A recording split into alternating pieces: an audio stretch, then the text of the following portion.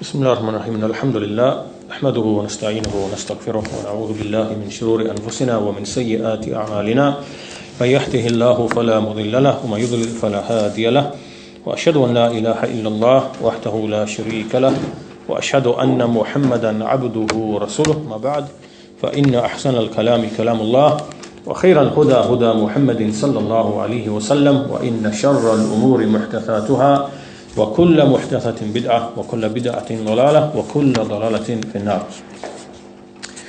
So we started on the statement of Imam al-Tahawi, وَاللَّهُ يَغْضَبُ يَرْضَى لَا كَأَحَدٍ مِنَ الْوَرَى وَاللَّهُ يَغْضَبُ وَيَرْضَى لَا كَأَحَدٍ مِنَ الْوَرَى, which means that Allah becomes angry and becomes pleased, but not like anyone from the creation. And we looked at the brief commentary of Shaykh Zayd al-Madkhali in the previous lesson, rahimahullah, and we started with the comments of Shaykh Saalih Aall Ash-shyakh. And basically the point that was made in the last lesson was that these attributes which are connected to Allah's will and Allah's choice, Allah's mashi'ah, Allah's ikhtiyar, and that there are some attributes which Allah Azza wa Jal, in fact that's something that we're going to discuss in today's lesson, but we looked at the evidences for these two attributes, pleasure and anger, in the book of Allah Azza wa Jal and likewise in the Sunnah. And where we finished in the previous lesson was in relation to those who negate these attributes from the Jahmiyyah and those who followed them, the Mu'tazila and the Kullabiyya and the Ash'ariyya and the Maturidiyya. They basically had a number of approaches towards this attribute. One way was that they said that Allah Azza wa Jal, these attributes are eternal, that Allah is angry with the one whom He knew would die upon disbelief, even though he was a believer in between. Right? So Allah is always angry with him, even whilst he was a believer in between, before he died as a disbeliever. And the other way around, that Allah is always pleased with the one whom He knew would die upon belief, even though he was a disbeliever, a mushrik in between, committing all the most evil, vile actions. In other words, Allah's anger and pleasure, and likewise other attributes as well, they are not tied to His will and choice, such that He becomes pleased after being displeased, and being displeased after being pleased. And so this clashes with what we see clearly in explicit verses in the Quran and explicit ahadith in the Sunnah. Now the reason why they denied these attributes which are tied to Allah's will become clear as we proceed through today's lesson. But in the previous lesson we established these basic points. We looked at the evidences for these attributes, that they are tied to His will and His power, and some of the groups that basically denied these attributes, which means in the way that they made this interpretation, this false interpretation, where they made them to be eternal, then this is really a denial of the attribute. So we'll continue. We looked at two mas'alas last time. So we move to the third issue. And so basically this now we need to look at some terminology.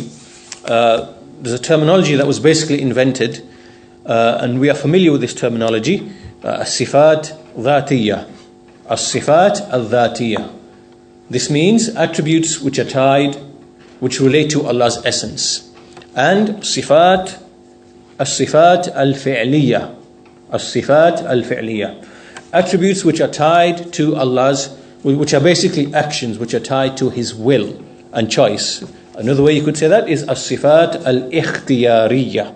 As-sifat al-ikhtiyariyya, meaning chosen actions. Now really the first people to come out with this terminology were the likes of Ibn Kullab. Right? This terminology was not invented by the Salaf, because to the Salaf everything is the same. whether we are speaking about Allah's essence, whether we are speaking about Allah's attributes, whether we are speaking about Allah's actions, we don't make any distinction. Why? Because the principle with respect to them all is one and the same. It's one principle, which is basically that whatever we find affirmed by Allah for Himself or by His Messenger for Allah, then we affirm that, irrespective of what it is, whether it is an attribute, whether it is an action, irrespective, because this was the uniform principle that the Salaf were acting upon. When these people came along, and obviously they brought an innovated approach that we will look at shortly, because of that innovated approach, they began to deny something. Some of them denied everything. Some of them denied some things and denied others. Some of them denied most things and denied some. So they differed amongst themselves. And within that differing, they began to bring these types of classifications. As-sifat al-dhatiyah, as-sifat al-fi'liyah. Right? To help explain why they affirm something and why they deny something else. Right? So these terms were actually arose out of these kinds of issues. The Salaf never brought these definitions. However, that does not mean that, obviously, because we find that the scholars over time, like you find in the writings of Shaykh al-Islam ibn Taymiyyah, you find like today in the writings of the scholars like Shaykh ibn Uthaymeen and others, that from the angle of understanding this topic, these terms are still used. They are still used. Right, from the angle of understanding these issues in a bit more detail. So we need to be clear about that the Salaf never invented these terms, the people of Bid'ah did. In and of themselves, there might not necessarily be anything wrong with these terms and definitions, as long as they are spoken of, within the context of the madhab of the Salaf, and they help a person to aid and understand some of these deeper technical issues. Otherwise, the general principle, if none of these sects had appeared and none of this deviation had appeared, the principle would have been the same. That whatever we find in the Quran, the Sunnah, we simply affirm it.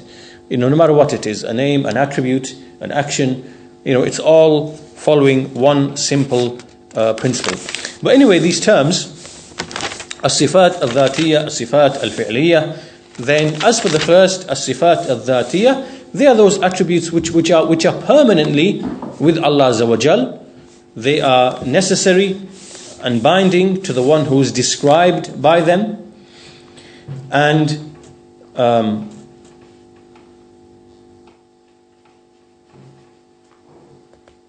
so, in other words, we mean by this that these attributes Allah is never devoid of. So for example, the attribute of wajh, which is the face of Allah Azza wa Jal, and this is something that Allah is always described with.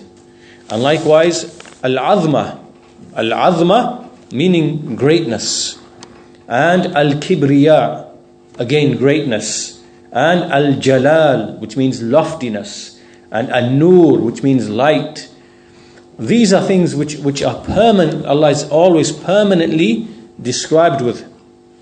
And this is what we mean by sifat dhatiyah. The second type of attributes, which are the sifat fi'liyah, are those which are in fact connected to His will and choice. They are not said of Allah Azza wa Jal permanently. So for example, we do not say Allah is always angry. Or rather, anger is something that is tied to Allah's will and His choice. And His will, His mashi'ah, His qudra, His ikhtiyar, His power, His will. So they are not permanently said of Allah Azza wa Jal, but they, Allah chooses to become angry or pleased, and so therefore we say that they are sifat fi'liyah. Sifat fi'liyah. Now, this second type itself is of two types as well. Right? There can be like a combination of the first type and the second type, meaning those which are permanent, and then at the same time they're also connected to choice as well. For example, we say that Allah Azza wa Jal is permanently described with speech. as one who speaks. Kalam is an eternal attribute. Allah has never been one devoid of speech, devoid of the attribute of speech. But when it comes to the actual speech, we see that it is tied to Allah's will. When He wills, He will speak. Right? So it's permanent on the one hand, but it's also related to choice as well. Right? So there are some attributes which are basically like this. For example, Allah is the creator, al-Khaliq. Right? He is eternally the creator. He's always described as one who creates. But in the individual instances of Allah creating, they are by His choice and His will. Right? So there are certain attributes where they are eternal from one angle, and from the other angle they are tied to Allah's will and His choice. Whereas attributes like face and hands and eyes, which befit His majesty, they are permanent. They are sifat dhatiyya. They are permanent. They are never said to be tied to Allah's will. That's not possible. So as long as we understand this, and obviously the examples of each type, the examples of ghadab and rida are the examples which are tied to Allah's will and choice, and the example of kalam, speech, they are both sifat. That is both a sifa dhatiyya and likewise a sifa fi'liyya. Now, once this is clear,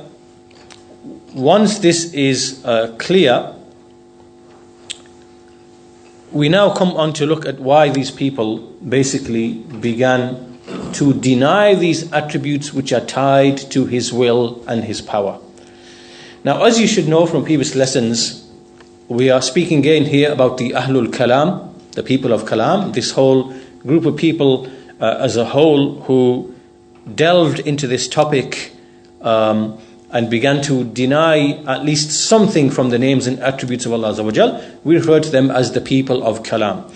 And when we say the word Kalam, what we are really referring to is that these people, they came along and they tried to prove Allah's existence and prove Allah's names, for those who affirm names, and prove Allah's attributes using a method which is alien to the Quran, which is not from the Quran.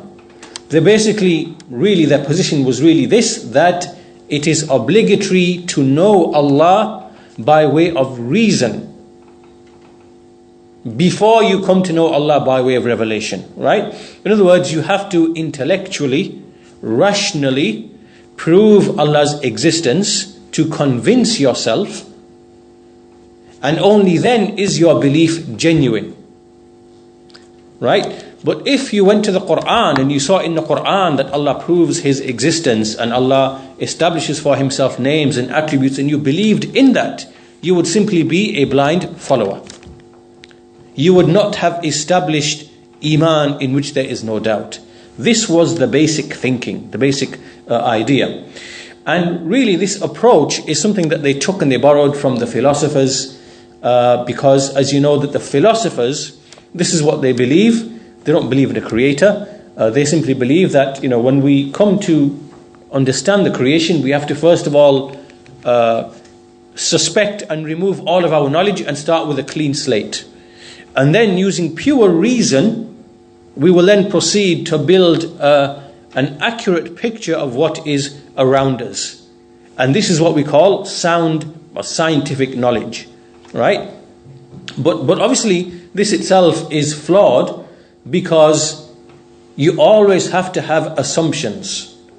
Anyone who does what they call science, anyone who engages in observing and seeing patterns and making inferences, right, and developing theories and hypotheses and theories, you cannot begin except by making assumptions, right?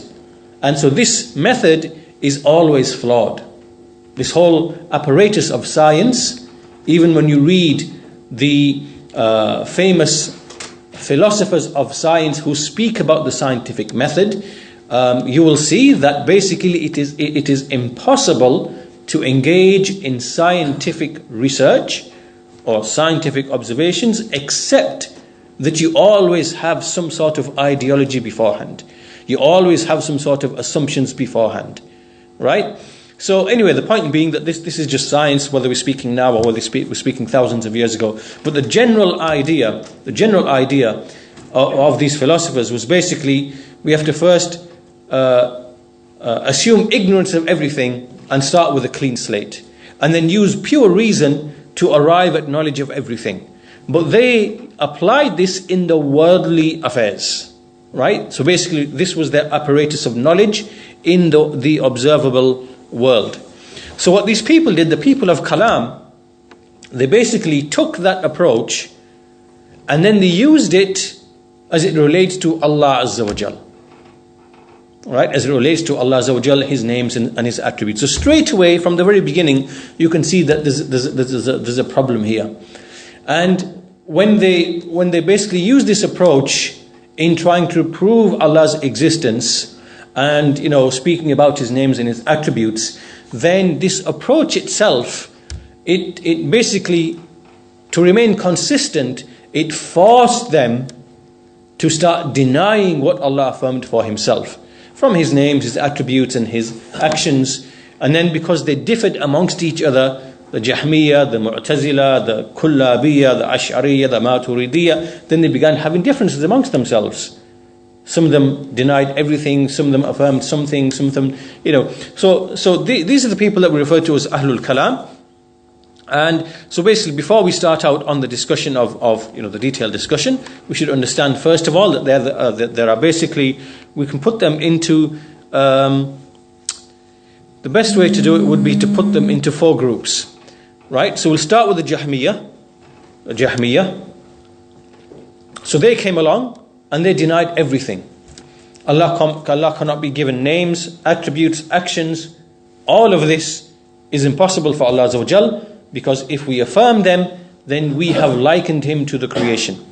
Right? This is the Jahmiyyah, denied everything. Then the Mu'tazila, this is the second group, and they basically said, well, clearly we see in the Quran Allah has affirmed names, so we can't deny Allah has names, but Allah has no attributes. Right? So they said, yes, Allah is Ar-Rahim, Ar-Rahman, Al-Malik, Al-Quddus, As-Salam, Al-Mu'min, Al-Muhaymin, Al-Aziz, Al-Alim, and Al-Hakim, and so on and so forth. Right? So they affirmed just mere names, but they said there are no attributes. Mu'tazila. There are no attributes. Right? So this now is irrational, because you are saying that Allah Azza wa Jal, He is Al-Hakim, but He doesn't have wisdom. He's all-wise with no wisdom. How does that make sense? How does that make sense? Allah is Al-Kareem, the kind, generous, but He has no kindness and generosity. How does that make sense? It doesn't make any sense. Right? Really, they're upon the way of the Jahmiyyah, but to kind of deceive the people outwardly, they, on the surface, affirm the names, because you can't escape from affirming the names, right? So this was the Mu'tazila. Even though strictly speaking, they did actually affirm a number of names and attributes, like 3 or 4 of them. But this became known from them afterwards that generally they deny the attributes in general. So this is a second group, right? So if we that's group number 1, group number 2, the Jahmiyyah, the Mu'tazila. Now these groups, between them, you can see that they deny the names and the attributes, and obviously they deny Allah's actions, right? They deny those actions which are tied to Allah's will, actions which are tied to His will, and they don't affirm any of this. So along came a third group, and they are the Kullabiyya, and they are named after Ibn Kullab. And Ibn Kullab, he used to debate with the Jahmiyyah and the Mu'tazila. He would engage in arguments with them. And in the course of his arguments with them, he obviously was exposed to this proof that they are using.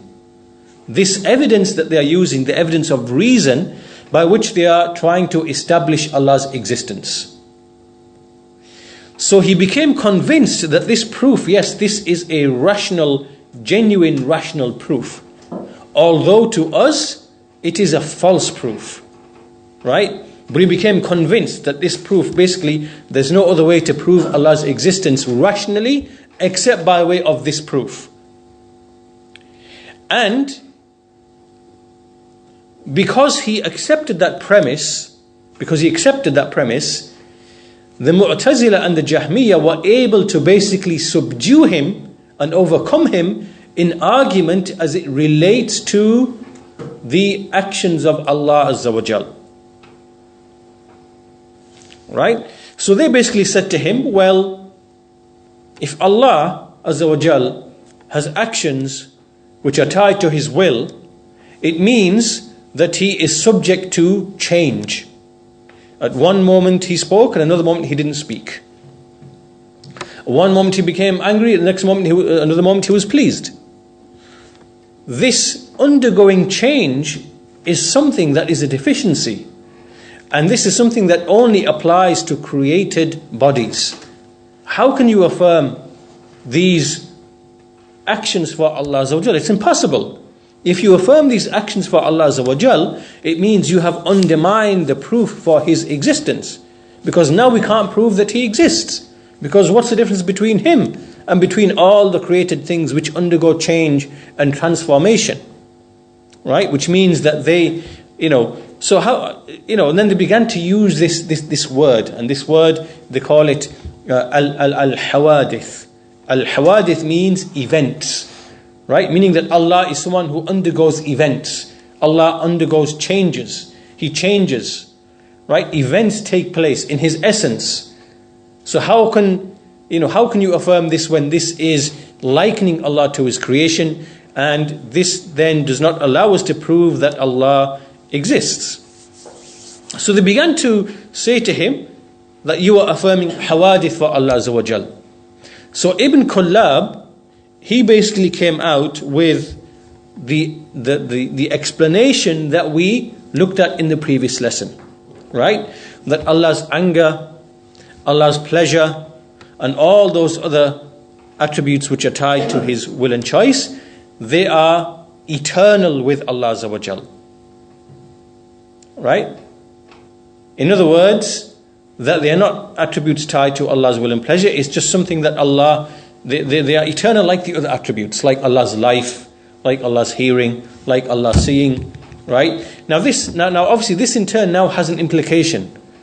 How do we then explain that Allah becomes angry with people and becomes displeased with people? So what they did was, they associated it not to the individual actions performed by people, but rather to the end outcome of an individual, right? In other words, to the death of an individual, right? So Allah's pleasure now and Allah's anger is now tied to the death of an individual, what he died upon. It is no longer tied to the individual actions, right? So for example, on one day a person might be righteous, right? He might fulfill his obligations, leave all the prohibitions. Allah is pleased with him. Next day he might fall into a sin, a major sin. Allah is displeased with him. The next day he might, make tawbah and repent, make istighfar, give charity, make up for his sins, make dua to Allah, give some charity, or whatever else, read some Quran. Allah is pleased with him. The next day so now it's no longer tied to the actions of the servants, right? Rather now it is tied to what a person died upon. So now this allows them to say that these attributes are not tied to Allah's will and choice. Rather, Allah is eternally angry with the one whom He knew was going to die upon disbelief. And He is eternally pleased with the one whom He knew was going to die upon belief, even though in between in his life he was something else. So this allowed them to provide an answer to the Jahmiyyah and the Mu'tazila, and allowed them to affirm these attributes according to them. Even though to us this is a denial of the attribute. This is not affirming the attribute. Why? Because it clearly clashes with the Quran and the Sunnah, which clearly proves that these are attributes tied to Allah's will and His choice and His qudra, His power. So So these were the basic arguments that were taking place between the Jahmiyyah, the Mu'tazila, and Ibn Kullab. And what this shows to us, what it proves to us, is that when you debate and argue upon other than the foundations of the Quran, you are going to fall into misguidance. And so really, as we mentioned before, these types of debates that you see going on today as well, you see all of these people who are using the argument of the Jahmiyyah and the Mu'tazila and the Ash'ariyah. This kalam, cosmological argument is kind of basically based upon the kalam of the Jahmiyyah and the Mu'tazila. And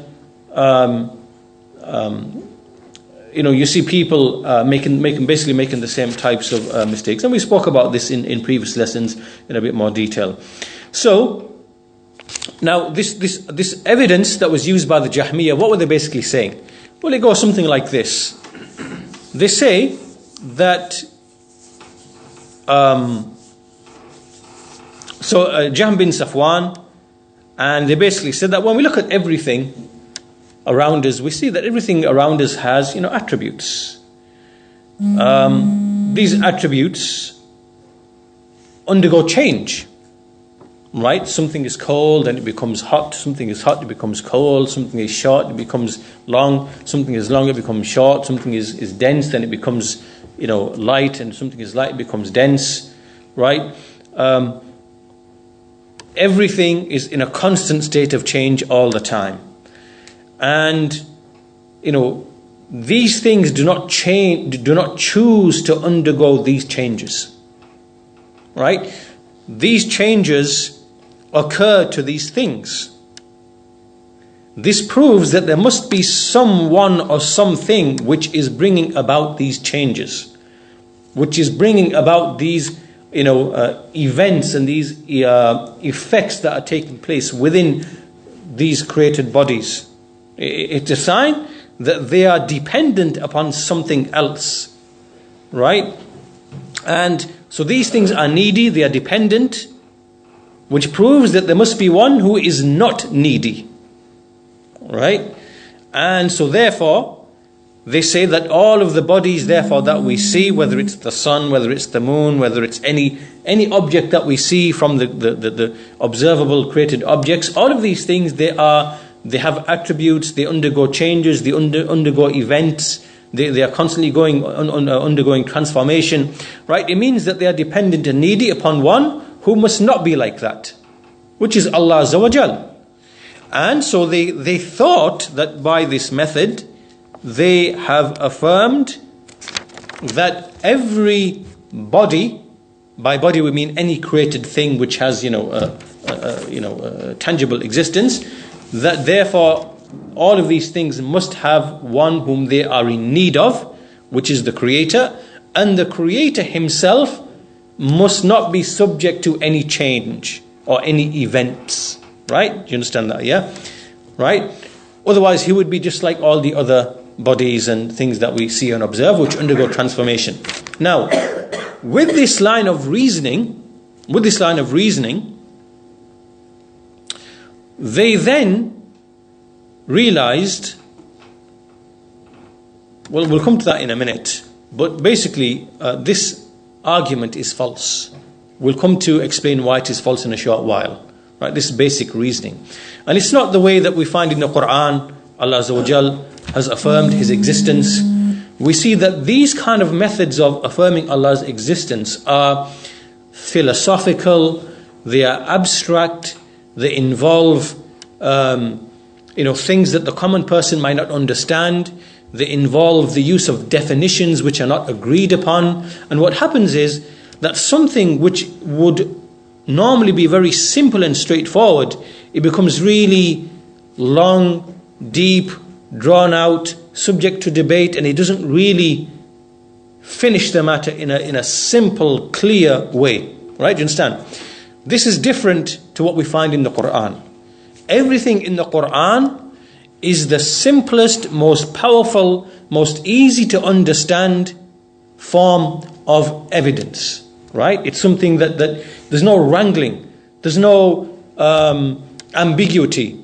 It's simple, straightforward, and just absolutely powerful.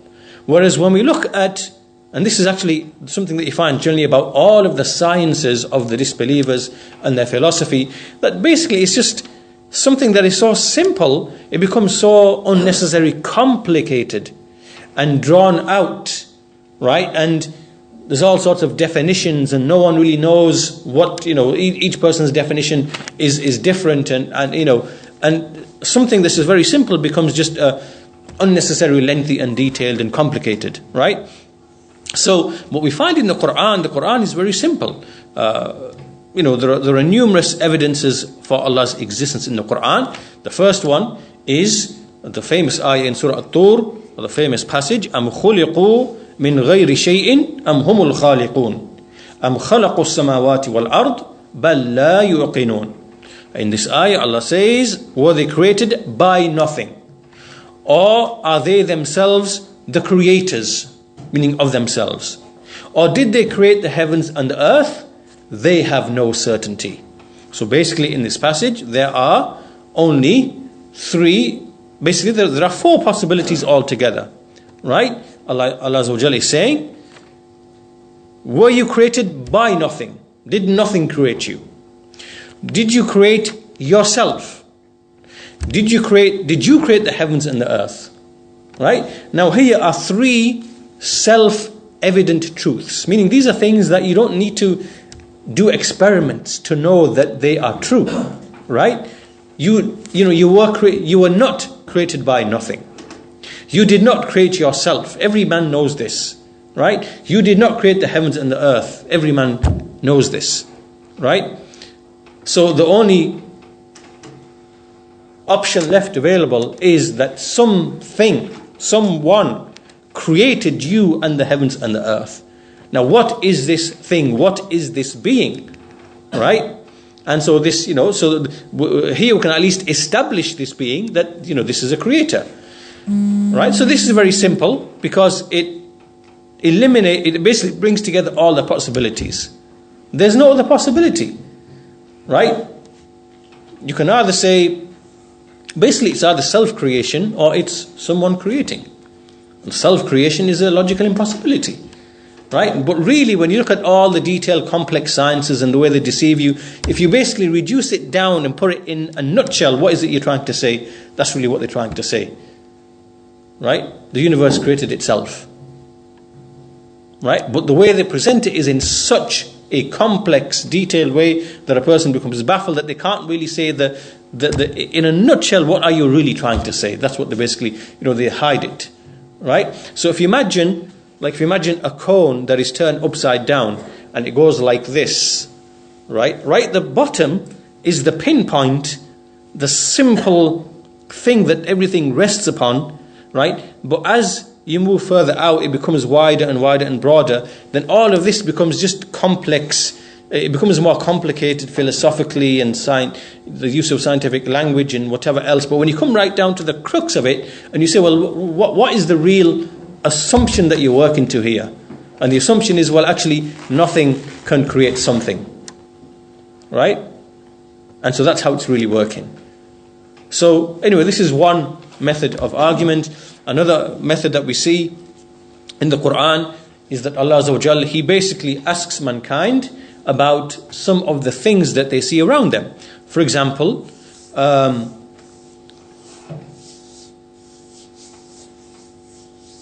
Azza wa Jalla, He says, نَحْنُ خَلَقَنَاكُمْ فَلَوْلَا تُصَدِّقُونَ أَفَرَأَيْتُمْ مَا تُمْنُونَ أَأَنْتُمْ تَخْلُقُونَهُ أَمْ نَحْنُ الْخَالِقُونَ. Allah Azza wa Jalla, He says, we created you. Why then will you not believe? Do you not see what you emit? Meaning the seminal fluid, the fluid. Did you create it or are we its creators? Right. So, now obviously here we know that the semen, the sperm in fact, contains basically the program of life. Right. So the question here is, did you create that or did we create it? And so this is a rhetorical question. Man knows he did not create that. He knows he didn't create it. And he knows what it involves of the complex the creation, the programming of everything, the embryo, everything, what it results. Right? That's one thing. Then, a little later in the same surah, Surah Al-Waqi'ah, Allah Azza wa Jal, He says, أَفَرَأَيْتُمْ مَا تَحْرُثُونَ. Do you not see that which you plant? Basically the seed. أَأَنْتُمْ تَزْرَعُونَهُ أَمْ نَحْنُ الزَّارِعُونَ. Are you the ones who planted it? أَأَنْتُمْ تَزْرَعُونَهُ أَمْ نَحْنُ الزَّارِعُونَ. Or are we the ones who basically planted it? I'm speaking here about the seed and the whole process of the seed being nourished by the soil, the water, the air, and the seed splitting and then growing. And again, this is programming. Again, the seed is programmed. Right? You have different seeds, all nourished by the same nutrients and the same water and the same air, but leading to something completely different. This one produces these flowers and these fruits, and that one produces different flowers and different fruits, and that's, this is amazing. That one same seed acted upon by all the same elements, but within it is a programming that is different each time. Are you the ones who did that, or are we the ones who basically planted it, and so on and so forth? And man knows he did not do that. A man knows that is planted and programmed or whatever else. Then he continues a few verses later. أَفَرَأَيْتُمُ الْمَاءَ الَّذِي تَشْرَبُونَ أَأَنْتُمْ أَنزَلْتُمُوهُ مِنَ الْمُزْنِ أَمْ نَحْنُ الْمُنزِلِينَ. Do you not see the water that you drink? Are you the ones who made it descend from the clouds? Or are we the ones who made it to descend? Again, the water, same thing. And finally, afterwards, in a few verses later, أَفَرَأَيْتُمُ النَّارَ الَّتِي تُورُونَ أَأَنْتُمْ أَنْشَأْتُمْ شَجَرَتَهَا أَمْ نَحْنُ الْمُنْشِئُونَ. Do you not see the fire that you basically kindle and burn? Are you the ones who originated the tree which provides the branches for which to create the fire, generate the fire? Or are we the ones who originated it? Right? So again, an allusion to the trees and what comes out of it, of the fuel for the fire, and so on and so forth. Now obviously these verses here are pointing to a man to just reflect upon himself, his weakness, his inability, that everything around him is subjected for his use. This is something that is so obvious to everybody, that everything around you, the sun, the moon, the trees, the water, the seeds, right? Everything is subjected for you. This is obvious. No one can deny it except someone who is arrogant. And so this in itself is clear that this has been subjected for your use, and therefore there is one who subjected it for your use, and He is Allah Azza wa Jal, the Creator. And so when we look at these, even the issue of the semen or the sperm, something that is so lowly, yet within it is the secret to life. Something that we would look down upon and despise and consider to be lowly, right? Because it's something emitted, but within it is the secret to life. So man's origin is from something lowly. So when you reflect upon all this, you see how this lowly thing, within it is the secret to the life of man. So the point being here that from these verses, this brings us to a famous line of poetry in which the poet said, وَفِي كُلِّ شَيْءٍ لَهُ آيَةٌ تَدُلُّ عَلَىٰ أَنَّهُ الْوَاحِدُ. That in every single thing there is a sign which indicates that He is the one. So, these are just some of the approaches in the Quran, which are sound, rational, simple approaches. You can see the simplicity, the rationality, and no one can really deny the self-evident truths. Right? Pay attention to this. In the Quran, we see ayat and bayyinat and barahin. Right? Ayat meaning signs that you can see. The ayat of Allah Azza wa Jal. You see the sun, you see the moon, you see the ship sailing on the sea, you see the animals from which you take the milk. These are ayat. You see them. And they're lightning and everything else. Then there are bayyinat. Bayyinat. A bayyina. What is the bayyina? A bayyina is something that is just self-evident. It doesn't need you to be an intelligent. This is something that you just know. It is the truth. It is a bayyinah. It is a self-evident truth. Right? So in the Quran, there are bayyinat, there are ayat. These are the simplest ways of basically arguing. So these people, they abandoned all of this and they took the approach of the philosophers, the disbelievers, right, who were the most misguided of people. They claim that they are objective. They claim that the power of reason, the rationale, that it's objective, that it's basically unbiased. And this is nonsense. This is nonsense. Because even today when you look at the philosophy of science and the famous people, Thomas Kuhn, and there's other people who wrote who are recognized to be the experts in this field, when they speak about science and the scientific method and can it be unbiased, or is there always ideology involved?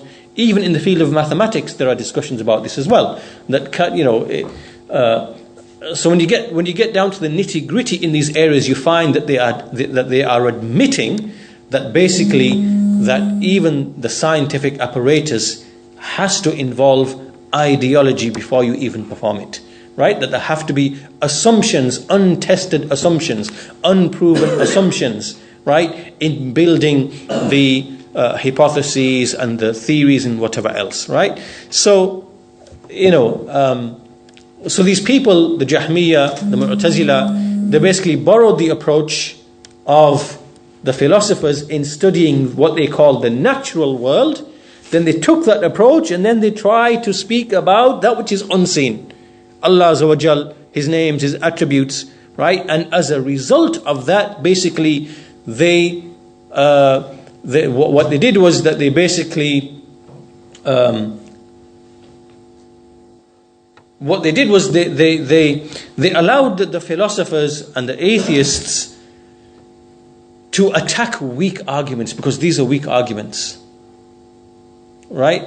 And this wrangling and debating went on for 3, 4, 5 centuries, right? Because they got entangled in these fruitless debates, right? They basically allowed these philosophers and atheists to view Islam as something that's, has very weak and poor arguments, right? And eventually these people themselves, when you go 3, 4 centuries later, they become utterly confused, like Al-Ghazali, Al-Razi, right, as is mentioned by some of them, right? They became really confused. Even Shahrastani, these are Ash'ari scholars, and they began, because this proof that they were using, if you follow it logically and rationally all the way through, it causes you to basically deny that Allah created the creation. Why is this? This is because, think about this, if there was no creation, and there was Allah Azza wa Jal, and then a creation came to be, with what did that creation come to be? What changed? Alright? To us it is simple. Allah willed to create. He performed an action. Right? That action is tied to His will. Now, they can't affirm this, because to them, this now is from the hawadith. This means now, an event has taken place in Allah's essence. Something created has taken place in Allah's essence. This is false. Because when you say, for example, when I say, Abdullah stood, Abdullah sat, Abdullah ate, what we are saying here is Abdullah performed an action. Is it correct for us to say Abdullah created the action of standing in himself? No. This is what they're trying to say. They're trying to say that when we say that Allah created, Allah was pleased, Allah was displeased, they are saying this means Allah created some event in Himself. This is batil. This is all philosophical babble and nonsense that they took from the philosophers. Right? It's not even known in the Arabic language. When you say, for example, Qama Zaydun, Zayd stood. This does not mean in the Arabic language that Zayd created the action of standing in himself. Rather, it means it's an action ascribed to Zayd. Qama Zaydun. Right? So, even in the asl of the Arabic language, this is nonsense what they're basically trying to say. Right? So the point being that when they're involved in all of this nonsense, right, they couldn't really affirm that the creation was created by an action of Allah, because that would invalidate everything. So really, what is this proof proven then? You've proved that Allah exists according to you, but then you've disproven that He actually performed an act of creation. So He didn't create then, so who created them? Yeah, so you can see it's a mess. It's a mess.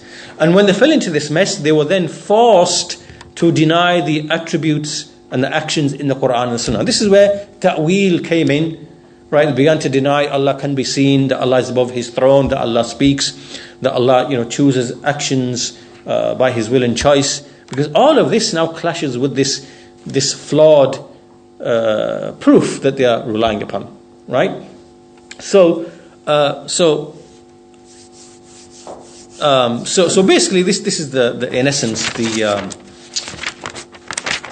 the reason why they denied these attributes, and they said, well, if we affirm these attributes, basically it means that Allah, we're not able now to prove Allah's existence anymore, right? Because they thought this is the only way you can prove Allah's existence, and this is false, because there are many ways you can prove Allah's existence using reason, but which is the reason of the Quran, which is simple, powerful, and so they basically claimed that if we affirm these things, our proof is negated. We can't prove Allah Azza wa Jal, and if we can't prove Allah Azza wa Jal, it means Islam is false. So therefore, this proof has to be right.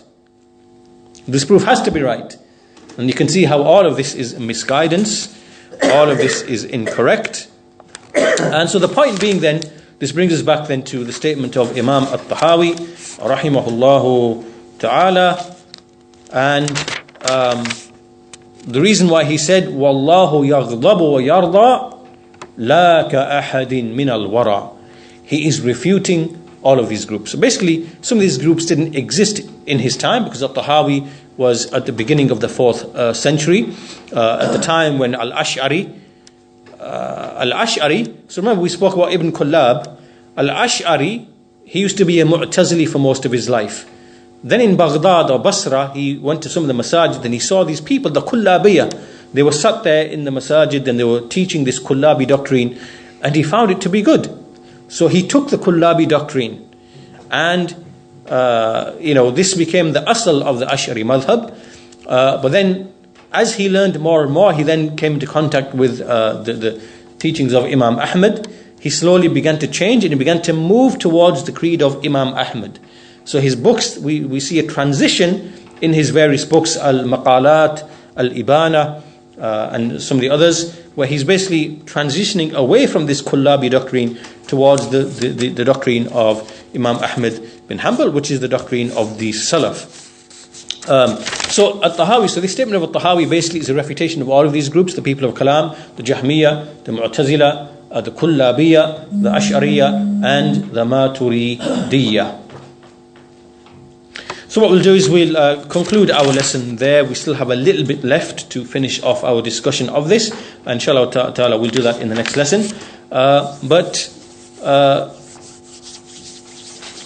So basically this explains the asl of the ilmul kalam that these people are upon, the Jahmiyyah, the Mu'tazila.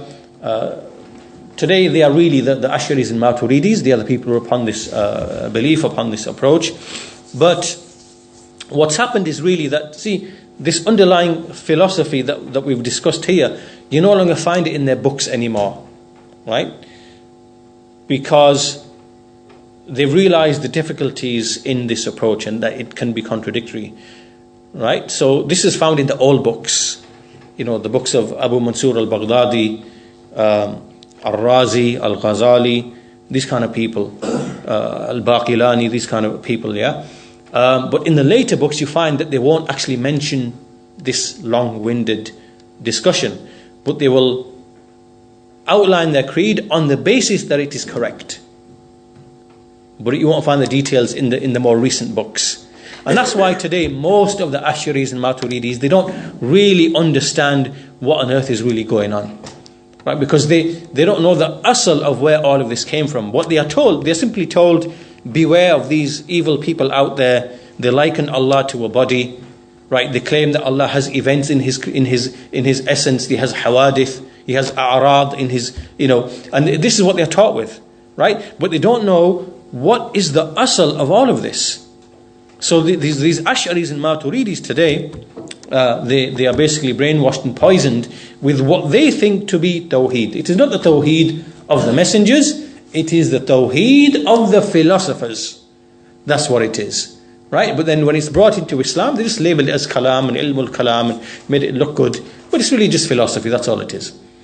So here, At-Tahawi, this statement in At-Tahawi's creed actually is one of the 2 or 3 places which is a clear, explicit refutation of the Ash'aris and Maturidis, right? It undermines their entire creed, right? And that's why you see them, they kind of doctor the way they translate this basic statement, right? They turn it away from being a verb, Wallahu yaghdabu, which is a verb, and they turn it into a noun. Allah's anger, Allah's pleasure. Like this is what that Hamza Yusuf did in his translation, right? Because they want to move the element of the action, the fi'l from it. So anyway, we'll conclude with that there, and we will finish this off in the next lesson, inshallah ta'ala. Walhamdulillahi rabbil alameen, wa sallallahu ala nabiyyina Muhammad wa ala alihi wa sahbihi ajma'in.